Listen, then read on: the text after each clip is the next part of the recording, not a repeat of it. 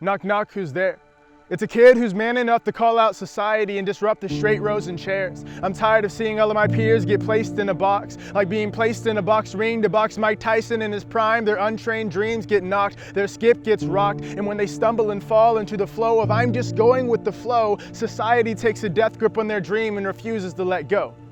Here, sit in this chair for just 17 years. We'll train you up to maybe get a steady job, work for 40 years, complain about life over a few beers, and talk about woulda, shoulda, coulda, when all of those things were always closer than they appeared. Listen, kid. The science says the chances of you being born are something like 1 in 400 trillion, and if that's true, then you have better chances of winning the lottery with odds of 1 in hundreds of millions. And while your guidance counselor may say that the dream that you have is something like 1 in a billion, I'd bet on that one if my soul believed that that one was the purpose for which God sent me to this earth with the chance to be brilliant. You see, not every single person is a perfect fit to the mold.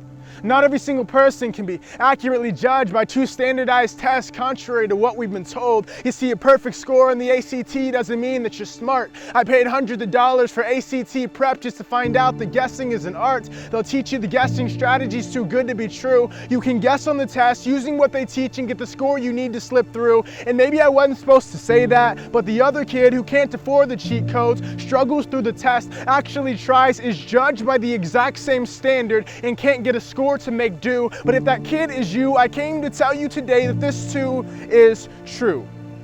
That you get one shot at life on this earth, so it's time to raise the bar. Bet on your strengths and follow your heart, for the pull that you feel will guide you to greatness like the North Star. You see, my problem is not with education. That's not the problem at all. My problem is that society day by day tries to cut the cord on the phone that allows one to hear the life's call. We train kids like robots and tell them not to break the rules. But I want to know who made the rules in the first place, because I believe it's the rules that need a review. And I understand that you're much older than I am. I understand that you've seen much more than I have, but just because I'm young doesn't mean I'm dumb. If it's the youth that will live and what the future becomes, shouldn't a young youth with a voice have a say in the outcome? Listen, it's time to make it okay to not fit the mold. And with this next idea, I believe I've struck gold. If we take a few less courses in isosceles triangles and take a course in how to be bold, how to be wise, how to find our life's purpose before our life dies. If I hear one more person talk down about my generation with zero sense of hope in their eyes, all I will think in the back of my head is lies,